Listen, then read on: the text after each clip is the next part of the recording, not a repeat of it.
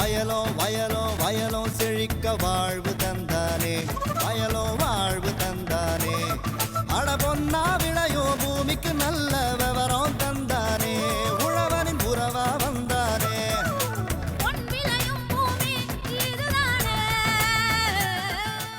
வேளாண் பெருமக்களுக்கு அன்பு வணக்கம். இன்றைய பொன் விளையும் பூமி நிகழ்ச்சியில் முதலில் வருவது வேளாண் செய்திகள். தமிழ்நாடு வேளாண்மை பல்கலைக்கழகத்தின் எள் விதைப்புக்கு முந்தைய விலை முன்னறிவிப்பு. உலகிலேயே எள் உற்பத்தியில் இந்தியா முதலிடத்தில் உள்ளது. அதனைத் தொடர்ந்து மியான்மர் மற்றும் சூடான் நாடுகள் உள்ளன. 2024ஆம் ஆண்டில் உலகளாவிய எள் உற்பத்தி சுமார் 6.7 மில்லியன் டன்களாக இருந்தது. இதில் இந்தியா 0.87 மில்லியன் டன்களை உலக உற்பத்தியில் 12.93% உற்பத்தி செய்தது. அடுத்தடுத்த இடங்களில் மியான்மர் 0.72 மில்லியன் டன்கள் 10.75% மற்றும் சூடான் 0.63 மில்லியன் டன்கள் 9.40% ஆகியவை உள்ளன. மதிப்பு அடிப்படையில் தென் கொரியா, அமெரிக்கா மற்றும் ரஷ்யா ஆகியவை இந்திய எள் ஏற்றுமதிக்கான முக்கிய சந்தைகளாக உள்ளன. இந்தியாவில் பயிரிடப்படும் முக்கியமான எண்ணெய் வித்து பயிர்களில் எள்ளும் ஒன்றாகும். இது உயர்தர சமையல் எண்ணெய் மற்றும் சத்துக்கள் நிறைந்த பண்புகளுக்காக பெரிதும் மதிக்கப்படுகிறது. இந்தியாவில் காரிஃப் மற்றும் ரபி ஆகிய இரு பருவங்களிலும் எள் பயிரிடப்படுகிறது.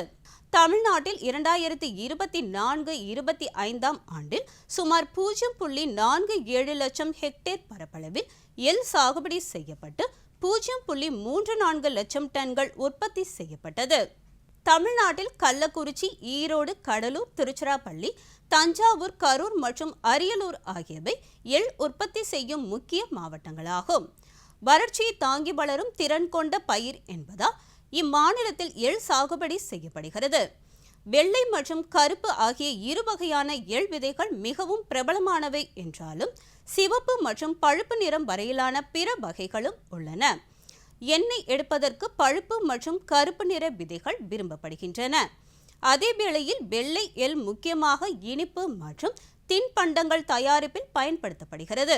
இச்சூழலில் தமிழ்நாடு வேளாண்மை பல்கலைக்கழகத்தின் கீழ் செயல்படும் உள்நாட்டு மற்றும் ஏற்றுமதி சந்தை நுண்ணறிவு பிரிவு ஈரோடு மாவட்டம் சிவகிரி ஒழுங்குமுறை விற்பனை கூடத்தில் கடந்த 25 ஆண்டுகளாக நிலவிய எள் விலைகளை ஆய்வு செய்துள்ளது. இந்த ஆய்வின் முடிவுகளின்படி அறுவடை காலத்தில் தரமான கருப்பு எள்ளின் விலை கிலோவுக்கு சுமார் 140 முதல் ரூபாய் 145 வரை இருக்கும் என்று கணிக்கப்பட்டுள்ளது. வரத்தின் அளவு ஆகியவற்றை பொறுத்து விலை நிலவரங்கள் மாறுபடலாம். எனவே விவசாயிகள் இதற்கேற்ப தங்கள் விதைப்பு முடிவுகளை மேற்கொள்ளுமாறு அறிவுறுத்தப்படுகிறார்கள். இனி வருவது வேளாண் சாதனையாளர்.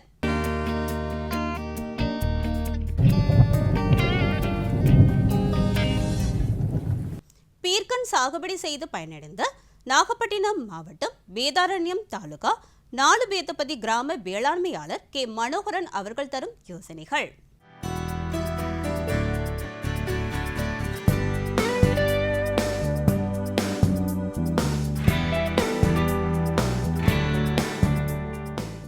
இப்போ பீக்கங்காய் சாகுபடியில் பார்த்தீங்க அப்படின்னு சொன்னாக்கா, இப்போ ஒரு 10 அடிக்கு 10 அடி நாங்கள் குழி வாங்கி அதில் மாட்டுச்சாணி, ஆட்டுச்சாணி இதெல்லாம் தொழு உரம் மடிக்க வச்சு அதில் போட்டு பஞ்சகாவியம், அந்த சூடோமோனாஸு, விரிடி இதெல்லாம் போட்டு கலந்து வேப்பம் நாக்கோட சேர்த்து கலந்து அதில் நாங்கள் 5 விரை ஊனுவோங்க.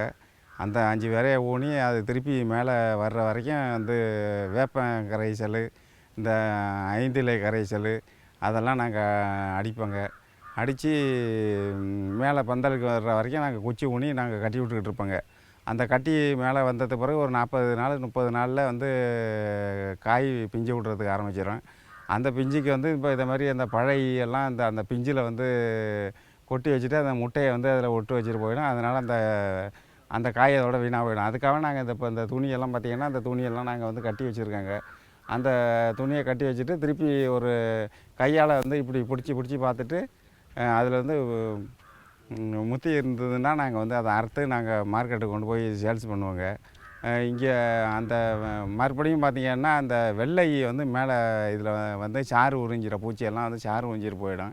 அதுக்கு இந்த 5 கரைசல், இந்த மீன் அமிலம் அதெல்லாம் வந்து 5 நாளைக்கு ஒரு தடவை, எதாக இருந்தாலுமே 5 நாளைக்கு வேப்ப எண்ணெய், இது பஞ்சகாவியம், மோர் கரைசல், இதெல்லாம் வந்து 5 நாளைக்கு ஒரு தடவை நாங்கள் வந்து அடிச்சுக்கிட்டே இருப்போங்க.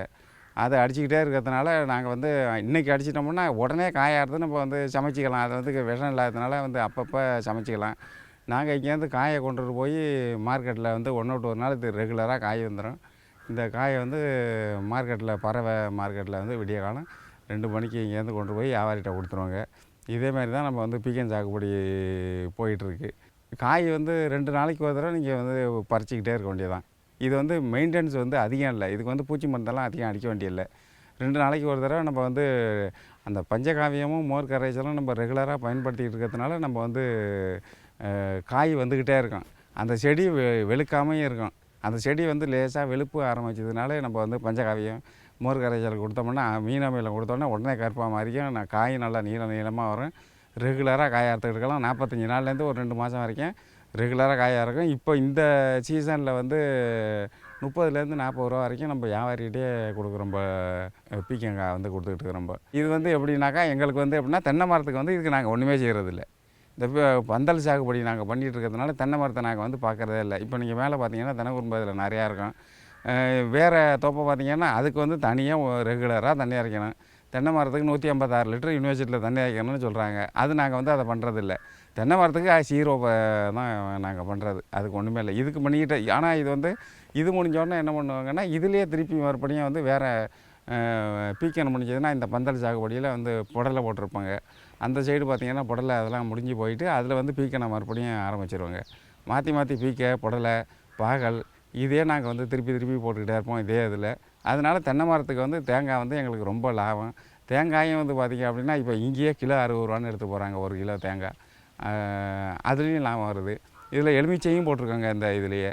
அதிலே இப்போ மறுபடியும் என்ன பண்ணாங்கன்னா, ஊடு பயிராக வந்து மாதுளங்கன்னெல்லாம் வாங்கி போட்டிருக்காங்க. அதுவும் இப்போ பிஞ்சு வச்சுக்கிட்டு இருக்குது. அதனால் சுண்டைக்காயும் இதிலே பார்த்திங்கன்னா சுண்டைக்காயும் போட்டிருக்காங்க. இதுக்கு நாங்கள் வந்து முழுக்க தொழு உரமெல்லாம் நாங்கள் வந்து வெளியிலேருந்து வாங்குறதுல ஆடு ஒரு 50-60 ஆடு இருக்கிறதுனால அந்த ஆட்டுலேருந்து வர்ற தொழு உரத்தை இதுக்கு வச்சு இதுலேருந்து பீக்கை, பாகல், புடலை இது மாதிரி பண்ணுறதுனால நாங்கள் வெளியில் போய் வாங்குகிற உரம் அது இதுன்னெல்லாம் வந்து மிச்சமாக இருக்குது. எங்களுக்கு வந்து எல்லா வழியிலையும் லாபகரமாக இருக்குது. இன்னொன்று வந்து வேளாண்மை யூனிவர்சிட்டி, அந்த கேவிகே இதெல்லாம் இதில் உள்ள நாங்கள் தொழில்நுட்பத்தை பயன்படுத்தியவங்க இடையில எல்லா அறிவுரையும் சொல்லி கொடுத்துட்டு, கெமிக்கலும் சொல்லுவாங்க, எங்களுக்கு வந்து இயற்கையாகவும் சொல்லுவாங்க. இதில் வர்ற பீக்கங்காயை வந்து பார்த்திங்கன்னா அந்த குருவி கொத்தின அந்த பீக்கங்காய் அதெல்லாம் பார்த்திங்கன்னா ஆட்டுகளுக்கு நாங்கள் இறையாக நாங்கள் வச்சுருவோம். கோழிக்கு அதை போட்டோம்னாக்கா கோழி நிறையாது. ஏன்னா கோழிக்கு வைக்கிற இறையும் கொஞ்சம் குறையும். 100 கிராம் தீவனம் வைக்கணும்னா இது 100 கிராம் போட்டோம்னா அது 20 கிராம் வச்சா போதும் தீவனம் அப்படின்னு. இந்த பீக்கங்காய் எல்லா வழியிலையும் பீக்கங்காய் நம்மளுக்கு வந்து லாபகரமான தொழில் தான் அந்த பீக்கங்காய் சாகுபடி. ஆனால் வந்து வெயில் நேரத்தில் இந்த கொடி வகை வந்து கொஞ்சம் வராது.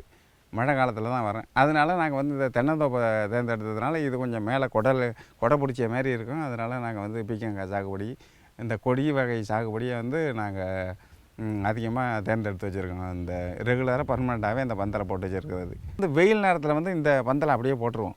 இந்த வெயில் நேரத்தில் தென்னை மரத்துக்கு மட்டும் தண்ணி அரைச்சிட்டு அந்த பக்கம் இருக்குல்ல, அதில் வந்து கத்திரி வைக்கிறது. செடி வகை கத்திரி, கொத்தரை. அதில் வந்து எப்படின்னா கத்திரியும் கொஞ்சம் மெயின்டெனன்ஸ் அதிகமாக தான் இருக்குது. கொத்தரை வந்து 0% தான். 0 தான். அதில் வந்து ஒன்றுமே இல்லை. வெறிச்சா கோட்டை கழிப்போம் காலால். அதில் வந்து வரிசையாக விரைய ஊனி விட்டுட்டு அது ஒரு 40 நாள் 35 நாளில் அடியிலேருந்து காய் வர ஆரம்பிக்கும். அந்த காயை வந்து அறுத்துக்கிட்டே இருக்க வேண்டியதான். அதுக்கு வந்து அறுக்கிறதுக்கு தான் நேரம் ஆகுது வழியாக, தண்ணி அரைக்கிறதும் அறுக்கிறது தானே வழியாக. அதுக்கு அறவே அந்த வேப்பெண்ணெய் கூட அதுக்கு எடுக்க வேண்டியதில்லை. அப்புறம் கீரை போடுவோம். அந்த வெறும் இடத்துல இன்னும் கொஞ்சம் நேரத்தில் கீரை போடுவோம். அந்த கீரைக்கு அந்த பக்கம் பார்த்திங்கன்னா ஸ்ப்ரிங்க்லர் இருக்குது. அது பட்டர்ஃப்ளை நாசில் போட்டு வச்சுருக்கோம். 5 ஹெச்பி மோட்ரு இலவச மின்சாரம் இருக்குது. அதனால் நாங்கள் அதை போட்டு அதுலேருந்து நாசில் அடிச்சுக்கிட்டு இருக்கிறதுனால கீரை வந்து அது ரெகுலராக நம்மளுக்கு வருமானம் இருக்குது. கீரை அது வந்து 10 நாள்லேருந்து ரெகுலராக இன்றைக்கி 100 கட்டு, நாளைக்கு 100 கட்டு, நாளான்னைக்கு 100 கட்டு எங்களால் எவ்வளவு நம்ம எடுக்க முடியுமோ, ஆள் விடாமல் எவ்வளவு எடுக்க முடியுமோ அதுக்கு தான் நாங்கள் சாவடி பண்ணிக்கிறது. ஆள் விட்டு வேலை பார்க்குற மாதிரி நாங்கள் வச்சுக்கிறது இல்லை. அடுத்து வருவது வேளாண் ஆலோசனை நேரம். இன்றைய வேளாண் ஆலோசனை நேரத்தில் சென்னை, காஞ்சிபுரம், வேலூர், திருவள்ளூர், விழுப்புரம், கடலூர், திருப்பத்தூர், திருவண்ணாமலை ஆகிய மாவட்ட விவசாயிகளுக்கான வேளாண் ஆலோசனை. எதிர்பார்க்கப்படும் மழையை பயன்படுத்தி நெல் நடவு பணியை மேற்கொள்ளலாம். மேலும் நாற்றங்கால் வயலில் முறையான வடிகால் வசதியை ஏற்படுத்தவும். வரும் நாட்களில் வேகமான காற்று எதிர்பார்க்கப்படுவதால் 5 மாத கரும்பிற்கு தோகை உரித்து விட்டம் கட்டவும். வரும் நாட்களில் காற்றின் வேகம் மணிக்கு 10 கிலோமீட்டருக்கு அதிகமாக வீசக்கூடும் என்பதால் 5 மாதம் உள்ள வாழை மரங்கள் சாயாமல் இருக்க முட்டு கொடுக்க வேண்டும். கத்திரி பயிரில் காய்ப்புழுக்கள் தாக்க வாய்ப்புள்ளதால் பூச்சிகளை கட்டுப்படுத்த 1 ஏக்கருக்கு 6 இனக்கவர்ச்ச பொறியை அமைக்கலாம். வைக்கோல் மற்றும் மக்காசோளம் போன்ற தீவன பொருட்களை வெயிலில் உலர வைத்த பின்பு கால்நடைகளுக்கு கொடுப்பதன் மூலம் அப்லாடாக்சின் என்ற நச்சின் தாக்கத்தில் இருந்து பாதுகாக்கலாம். விளம்பர இடைவேளைக்கு பிறகு பொன் விளையும் பூமி நிகழ்ச்சி தொடரும். பிரதம மந்திரி பயிர் காப்பீட்டு திட்டம். இயற்கை பேரிடர்கள் ஏற்படும் போது பயிர் காப்பீடு மூலம் விவசாயிகளுக்கு பொருளாதார பாதுகாப்பை ஏற்படுத்த வழிவகை செய்தல். சுலபமாக பயிர் காப்பீட்டு செய்ய வாய்ப்புள்ளதால் நம்பிக்கை அதிகரிக்கிறது. मेरी पॉलिसी मेरे हाथ. தங்களுக்கு தெரிந்த மொழியிலேயே தகவல் கிடைப்பதால் நம்பிக்கை அதிகரிக்கிறது. माझी पॉलिसी माझ्या हाती. பயிர் காப்பீட்டுக்கான பாலிசி தங்களுக்கு கிடைப்பதால் நம்பிக்கை அதிகரிக்கிறது. मारी पॉलिसी मारे हाथ. விவசாயிகளின் இல்லங்களுக்கே சென்று பாலிசி குறித்த விவரங்களை எடுத்துரைப்பதால் நம்பிக்கை அதிகரிக்கிறது. एन पॉलिसी एन कैयल. हमने फसल बीमा योजना को अधिक प्रभावी बनाया, उसके दायरे में ज्यादा किसानों को लाए. என் பாலிசி என் கையில் திட்டத்தின் கீழ் காப்பீட்டு நிறுவனங்கள் மூலம் விவசாயிகளின் பாலிசி அவர்களின் இல்லங்களுக்கே சென்று வழங்கப்படுகிறது. தங்கள் பயிர் காப்பீடு பாலிசியை பெற்று வேண்டிய தகவல்களையும் பெறுமாறு கேட்டுக் கொள்ளப்படுகிறது. பயிர் காப்பீடு தொடர்பான தகவல்களுக்கு கிருஷி ரக்ஷக் இணையதளம் அல்லது உதவி எண் அழைக்கவும். பயிர் காப்பீடு செய்யுங்க, பாதுகாப்பு கவசம் கிடைச்சிடுமே. இனி வருவது வேளாண் தொழில்நுட்பம்.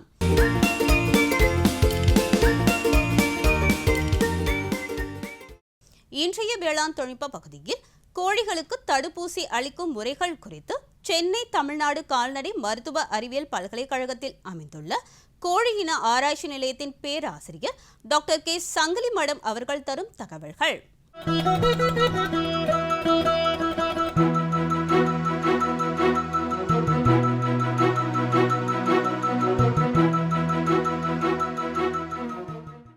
தடுப்பூசி என்பது நாம் இந்த 2 வகைகளாகவும் இந்த வைரசுகள் இல்லை பாக்டீரியா அவற்றிலிருந்து தயாரிக்கப்படும் ஒரு உயிருள்ள மற்றும் உயிரற்ற பொருட்களை ஒரு மாத்திரை வடிவில் ஒரு சின்ன ஆம்பிள் குப்பியில் அடைத்து அதை ஒரு திரவ வடிவ பொருளில் கலக்கி அதற்கப்புறம் நாம் இந்த தடுப்பூசிகளை கோழிகளுக்கு கொடுக்கும் பொழுது கோழிகளிலிருந்து நாம் அதனுடைய எதிர்ப்பு சக்திகளை அதிகரித்து கோழிகளுக்கு நோய் வராமல் பாதுகாக்கலாம். இந்த தடுப்பூசிகளை முதலில் நாம் கொடுப்பது கோழிகளுக்கு இப்போ கோழி குஞ்சு பறிப்பதிலிருந்து நேரடியாக கோழியினுடைய பண்ணையினுடைய ப்ரூடர் என்று சொல்லக்கூடிய இந்த அமைப்பிற்கு வந்துவிட்டது. இதில் நாம் கோழி குஞ்சுகளை ஒரு 5லிருந்து 7வது, அதாவது இதனுடைய ப்ரூடிங் ஸ்டேஜ் அப்படின்னு சொல்லுவோம். இந்த கோழியினுடைய குஞ்சு பராமரிப்பில் முதலில் 5லிருந்து 7வது நாட்கள் ராணிக்கெட்டு என்று சொல்லக்கூடிய வெள்ளை கழிச்சல் என்ற நோய்க்குரிய தடுப்பூசி கொடுப்பதை பற்றி பார்ப்போம். இந்த தடுப்பூசிகள் கொடுக்கும்போது நாம் அவற்றை முதலில் செக் பண்ண வேண்டும். இந்த தடுப்பூசியினுடைய மருந்து சரிதானா, எந்த கம்பெனியிலிருந்து வந்திருக்கிறது, அது எப்பொழுது வரைக்கும் அது கொடுக்கக்கூடிய கால அளவு என்ன என்று இவற்றையெல்லாம் பரிசோதித்து நாம் இந்த மாத்திரை வடிவில் உள்ள ஊசியும் எடுத்து அதை நன்றாக கலக்க வேண்டும். கலக்கிய பின்னர் இந்த மருந்தை இந்த கலக்கியுடைய சேர்த்து அதற்கப்புறமாக கோழியினுடைய குஞ்சுகளுக்கு 5 முதல் 7 நாட்கள் கூடிய ராணிக்கெட்டு என்று சொல்லக்கூடிய வெள்ளை கழிச்சல் கூடிய தடுப்பூசிகளான எஃப் அல்லது லசோட்டா என்ற மருந்தை நாம் கோழி குஞ்சுகளுக்கு கொடுக்க வேண்டும். இந்த கோழி குஞ்சுகள் 5லிருந்து 7வது நாட்கள் வயது உடையது. இந்த கோழி குஞ்சுகளுக்கு நாம் இப்போ மருந்துடன் கலக்கிய மருந்தை இதனுடைய மூக்கினுடைய நாசில் துவாரத்திலோ இல்லது கண்ணினுடைய இமைக்கு அடியிலேயோ ஒரே ஒரு டிராப்ஸ் மட்டும் விட்டு அதனுடைய நோய் வராமல் இந்த பருவத்தில் கோழி குஞ்சுகளை பாதுகாக்கலாம். இதன் இரண்டு, அதாவது வந்து மூக்கில் அல்லது வந்து கண் இமைக்கடியில் ஏன் விடுகிறோம் என்றால், மூக்கினுடைய துவாரமானது நேரடியாக மூச்சுக்குழாயில் இணைக்கப்பட்டுள்ளது. இந்த மூச்சினுடைய மண்டலத்தில் இருக்கிறதுனால தடுப்பு மருந்தாக நேரடியாக கோழியினுடைய உட்கிரகிக்கப்பட்டு நேரடியாக அதனுடைய அந்த இம்யூனை வந்து ப்ரொடியூஸ் பண்ணுறது. கண் இமைக்கடியில் விடும் பொழுது கண்ணில் உள்ள லேக்ரிமல் கிளாண்ட் மூலமாக உட்கிரகிக்கப்பட்டு கோழியினுடைய குஞ்சுகளினுடைய உடலில் சென்று அதனுடைய எதிர்ப்பு சக்தியை உண்டாக்குறது. இது வந்து கோழியினுடைய எப்ஸ்டைன் ஆர் லசோட்டா என்ற முறையில் தடுப்பு மருந்து அளிக்கக்கூடிய ஒரு முறையாகும். ஓகே, இந்த தடுப்பு மருந்தானது, ராணிக்கட்டினுடைய தடுப்பு மருந்தானது எந்தெந்த டோஸில் வருகிறது என்றால், பொதுவாக வந்து 100 டோஸ், 200 டோஸ், 500 டோஸ், 1000 டோஸ் என்று வந்து சொல்வார்கள். அப்படி என்றால் வந்து 100 டோஸ் அப்படிங்கிறது போது இந்த மருந்தானது, இந்த மாத்திரை வடிவமான இந்த மருந்தானது வந்து 100 கோழி குஞ்சுகளுக்கு ஒரே நேரத்தில் வந்து கொடுக்க வேண்டும். இந்த கோழி குஞ்சுகள் இந்த மாத்திரை வடிவத்தில் உள்ள மருந்துகளை வந்து கலக்கி நாம் அரை மணியிலிருந்து அதிகப்படியாக 1 மணி நேரத்தில் வந்து உபயோகித்துக்க வேண்டும். சராசரியாக இப்பொழுது வந்து பார்த்திங்கன்னா கிராமப்புறத்தில் வளர்க்கக்கூடிய கிராமப்புற பெண்கள், சுய உதவிக்குழு பெண்கள் எல்லாமே ஒவ்வொரு வீட்டிலும் வந்து பார்த்திங்கன்னா ஒரு 30லிருந்து 50 கோழி குஞ்சுகள் வளர்ப்பார்கள். அவர்கள் வந்து இந்த மருந்தை வந்து 100 டோஸ் என்று வாங்கும் பொழுது அவர்கள் பக்கத்து வீட்டில் உள்ள இல்லை வந்து அவங்களுடைய சொந்தக்காரங்களுக்கு வந்து கொடுத்து உடனடியாக இந்த 1 மணி நேரத்துக்குள் இதனுடைய தடுப்பூசியை முழுவதுமாக உபயோகித்து கொள்ள வேண்டும். அப்படி உபயோகிக்கவில்லை என்றால் இந்த மீதி உள்ள மருந்துக்களை வந்து நாம் டிஸ்போஸ் செய்ய வேண்டும். ப்ராப்பராக வந்து இதனுடைய டிஸ்போஸ் செய்ய வேண்டும். இந்த மருந்தை வந்து நாம் பழையபடி வந்து இதனுடைய இந்த திரவத்தில் கலந்த பின்பு அதற்கப்புறம் ஃப்ரிட்ஜிலேயோ எதுலேயோ வச்சு மறுபடியும் யூஸ் பண்ணக்கூடாது. உடனடியாக வந்து இதை வந்து நாம் அப்புறப்படுத்த வேண்டும். அடுத்தபடியாக நாம் வந்து லசோட்டா என்ற மருந்தை வந்து ஒரு 17வது நாள்லேருந்து 17லிருந்து 18வது நாட்கள் வந்து நம்ம வந்து தண்ணியில் வந்து கலந்து கொடுக்கலாம். இந்த மருந்தை கொடுக்கும் பொழுது இதனுடைய இந்த தடுப்பு மருந்தானது வந்து எப்பொழுதும் வந்து கோல்டு செயினில் தான் சொல்லுவோம், அதில் தான் வந்து மெயின்டைன் பண்ணணும். அதனால் இந்த தெர்மோ பாக்ஸில் வந்து எடுத்து கொண்டாந்து வச்சுருக்குறோம். இதில் இருந்து நேரடியாக நம்ம எடுத்து இந்த மருந்தை நாம் தண்ணீரில் கலந்து கொடுக்கறதுக்கு முன்னாடியாக இந்த தண்ணீரினுடைய தரம் வந்து ரொம்ப முக்கியமானது. ஏனென்றால் தண்ணீர் வந்து நம் வெளியில் உள்ள தண்ணீரோ பெரும்பாலும் மூடி பாதுகாக்கப்பட்ட குடிநீர் மட்டும் கொடுக்க வேண்டும். அப்படி அந்த தண்ணீரில் கலந்து கொடுக்கும் பொழுது அந்த தண்ணீரில் வந்து எந்த கிருமி நாசினியும் இருக்கக்கூடாது. கிருமி நாசினியாக தண்ணீரில் வந்து பொதுவாக குளோரின் என்ற பவுடர் வந்து நாங்கள் கலந்து கொடுப்போம். இந்த வேக்சின் கொடுக்கும் பொழுது, தடுப்பூசி கொடுக்கும் பொழுது அந்த சமயத்தில் வந்து இந்த கிருமி நாசினி எதுவும் கலந்து கொடுக்கக்கூடாது. அதை போல் இந்த தடுப்பூசி நாம் கலக்கிறதுக்கு முன்னாடி வந்து பார்த்திங்கன்னா இதனுடன் வந்து ஐஸ் க்யூப்ஸ் வந்து நம்ம வந்து கோழிகளுக்கு வந்து இல்லை ஐஸ் வாட்டர் இதை வந்து நல்ல கோழிகள் வந்து தண்ணீரினுடைய கொடுக்கறதுக்கு முன்னாடி வந்து தண்ணீரில் மிக்ஸ் பண்ண வேண்டும். அடுத்து வந்து கொழுப்பு நீக்கப்பட்ட பால் பவுடர்,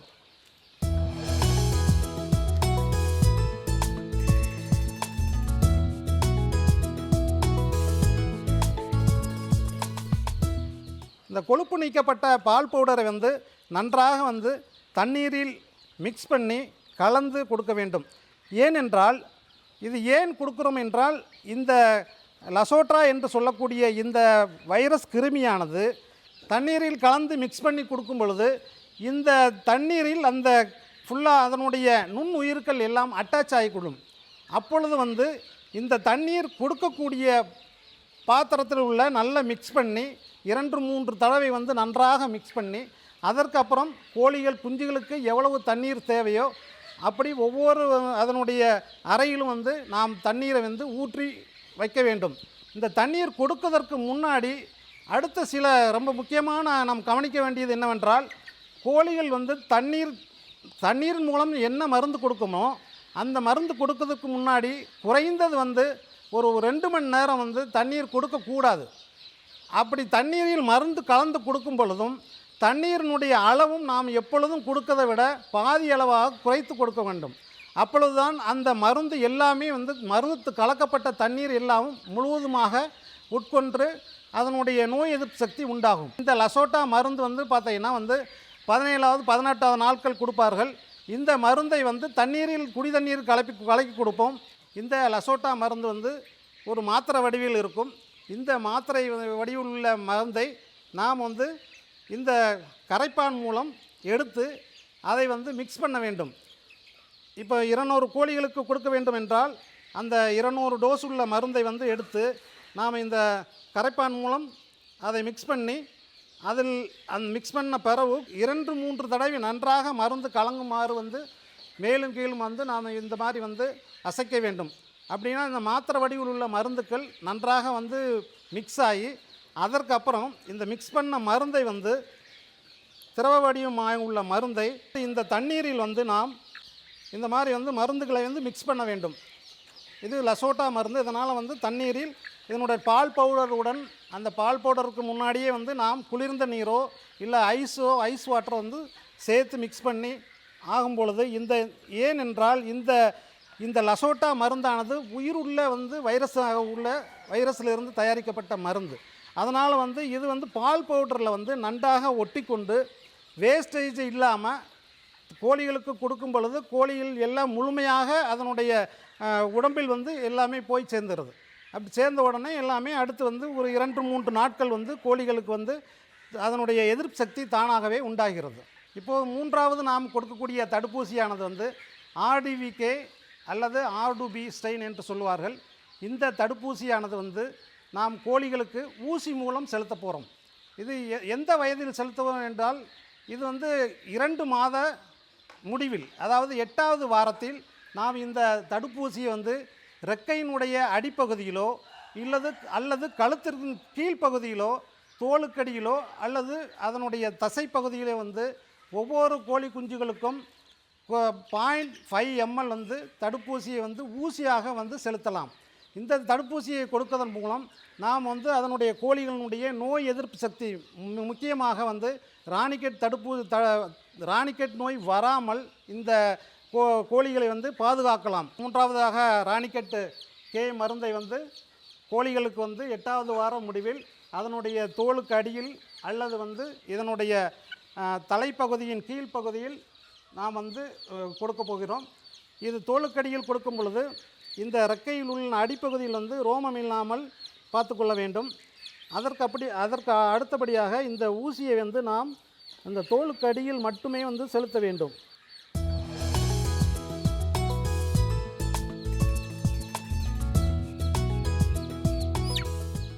ஸோ இப்படி செலுத்தும் பொழுது இந்த தோலுக்கு அடியில் வந்து பார்த்திங்கன்னா அப்படியே ஒரு பல்ஜிங் மாதிரி ஒரு இது உண்டாகும். அப்புறம் இந்த செலுத்தப்பட்ட மருந்தானது வந்து தானாகவே ஒரு நாள் அல்லது 2 நாட்கள் உட்கிரகித்து அதனுடைய நோய் எதிர்ப்பு சக்தி தானாகவே உண்டாகும். இது வந்து ஆர்டிவிகே வந்து நம்ம வந்து ஊசி மூலம் செலுத்தக்கூடிய ஒரு மருந்தாகும். இதிலிருந்து விவசாய பெருமக்கள் கோழிகளில் இந்த ராணிக்கெட்டு அல்லது வெள்ளை கழிச்சல் நோயின் தாக்கத்தின், அதாவது வந்து இது ஒரு வைரஸ் நோயாகும். இந்த நோய் பாதிக்கப்பட்ட குஞ்சுகள் அனைத்தும் இறந்துவிடும். அதனால் இந்நோய்கள் வராமல் விவசாய பெருமக்கள் இந்த 3 வகையான தடுப்பூசிகளும் வெவ்வேறு கால அளவில் கொடுத்து அதனுடைய கோழிகளின் இறப்பையிலிருந்து தடுத்து பண்ணையாளர்கள் அதிக லாபத்தை வந்து பெறலாம். தமிழ்நாடு கால்நடை மருத்துவ அறிவியல் பல்கலைக்கழகத்தின் கீழ் இயங்கும் கோழியின ஆராய்ச்சி நிலையத்தில் நாங்கள் வந்து ஒவ்வொரு மாதமும், அதாவது வந்து 3 நாட்கள் அல்லது 15 நாட்கள் அல்லது 1 மாத ட்ரைனிங் என்று நாங்கள் வந்து உழவர் பயிற்சியாளர்களுக்கு, உழவர் பெருமக்களுக்கு வந்து இந்த பயிற்சி முகாமை வந்து ஏற்படுத்தி, அதாவது வந்து இதனுடைய கோழி வளர்ப்பது எப்படி, எந்தெந்த வகையில் அதனுடைய தடுப்பூசி வகையெல்லாம் போடலாம், எப்படியெல்லாம் வந்து பராமரிக்கலாம் என்று பயிற்சி கொடுக்குறோம். இதனால் வந்து விவசாய பெருமக்கள் எங்களுடைய பயிற்சி முகாமைக்கு வந்து நேரடியாக உங்களுடைய பெயர்களை வந்து கொடுத்து உங்களுடைய முழு விலாசத்தையும் அல்லது வந்து தொலைபேசியில் உங்களுடைய முழு விலாசம், உங்களுடைய தொலைபேசிகள் எல்லாத்தையும் கொடுத்து எங்களுடைய பண்ணையில் வந்து பயிற்சி பெற்று முழு பயனடையுமாறு மிக்க தாழ்மையுடன் கேட்டுக்கொள்கிறேன். மேலும் இந்த பயிற்சியானது வந்து பார்த்திங்கன்னா தற்பொழுது வந்து 3 நாட்கள் பயிற்சியானது வந்து 1500 ரூபா கட்டணத்திலும், அதே மாதிரி வந்து 30 நாள் பயிற்சியானது 3500 என்ற கட்டணத்திலும் இப்போ தற்பொழுது நடைபெற்று கொண்டிருக்கிறது. நல்ல கோழி வளர்க்க இன்ட்ரெஸ்டான உள்ள ஃபார்மர்கள், நாட்டுக்கோழி முக்கியமாக நாட்டுக்கோழி வளர்க்கக்கூடிய விவசாய பெருமக்கள் உடனடியாக எங்கள் பல்கலைக்கழகத்தினுடைய ஆராய்ச்சி நிலையத்தை தொடர்பு கொண்டு பயன்பெறுமாறு மிக்க தாழ்மையுடன் கேட்டுக்கொள்கிறேன். நன்றி, வணக்கம். மேலும் விவரங்கள் பெற டாக்டர் கே சங்கிலி மேடம் அவர்களை 09444249300 என்ற கைபேசி எண்ணில் தொடர்பு கொள்ளலாம். அட ரமேஷ் அண்ணே, என்னாச்சு? ரொம்ப விசனமா இருக்கிற? என்ன யோசிக்கிறேன்னா, இப்ப கை கால்லாம் நல்லா இருக்கு, அதனால வயல்ல வேலை செய்ய முடியுது. நாளைக்கு இதுல பலம் இல்லாம போனா பொழப்பு என்ன ஆகுறது? பென்ஷன் அல்ல, பென்ஷன். ஆமா, அதுவும் நம்மள மாதிரி விவசாயிகளுக்கா? இப்ப நம்மள மாதிரி சின்ன விவசாயிகளுக்கும் 60 வயசானதும் 3000 ரூபாய் மாச பென்ஷன் கிடைக்கும். நிஜமாவா? ஆமா, வா நான் உனக்கு காட்டுறேன். 18 முதல் 40 வயது வரையில் உள்ள சிறு குறு விவசாயிகள் இந்த தன்னார்வ மற்றும் பங்கேற்பு ஓய்வூதிய திட்டத்தில் 55 ரூபாய் முதல் 200 ரூபாய் வரை மாதாந்திர தவணை செலுத்தி சேர்ந்து கொள்ளலாம். மத்திய அரசும் மாதந்தோறும் விவசாயி கட்டும் தவணைக்கு சமமான தொகையை செலுத்தும். நான் நினைச்சே பார்க்கல நம்மள மாதிரி விவசாயிகளுக்கும் பென்ஷனுக்கான கனவு எப்பவாவது நனவாகும்னு. பிரதம மந்திரி கிசான் மான் தன் யோஜனா, விவசாயிகளின் உழைப்புக்கு பலம், ஓய்வூதியத்தால் பாதுகாப்பு, அவர்களது வருங்காலம். அருகிலுள்ள மக்கள் சேவை மையத்திற்கு சென்று இந்த திட்டத்தில் சேருங்கள். தமிழ்நாடு கூட்டுறவு பட்டு உற்பத்தியாளர் இணையம் முறுக்கேற்றிய பட்டின் விலை நிலவரம். சேலம் பார்ப்பு 1 கிலோ 6475 ரூபாய்க்கும், கும்பகோணம் கிண்டம் பார்ப்பு, ராசிபுரம் பார்ப்பு, கொண்டலம்பட்டி பார்ப்பு, தொட்டம்பாளையம் பார்ப்பு, ஆரணி ஜரி பார்ப்பு, காஞ்சிபுரம் ஜரி பார்ப்பு ஆகிய இடங்களில் 6450 ரூபாய்க்கும், கும்பகோணம் பார்ப்பு 6150 ரூபாய்க்கும், பேசின் சப்புரி 2 இழை 6070 ரூபாய்க்கும், பேசின் சப்புரி 3 இழை 6090 ரூபாய்க்கும், பேசின் சப்புரி 4 இழை மற்றும் 6 இழை 6110 ரூபாய்க்கும் விற்பனை செய்யப்பட்டது. இனி வருவது வேளாண் வானிலை.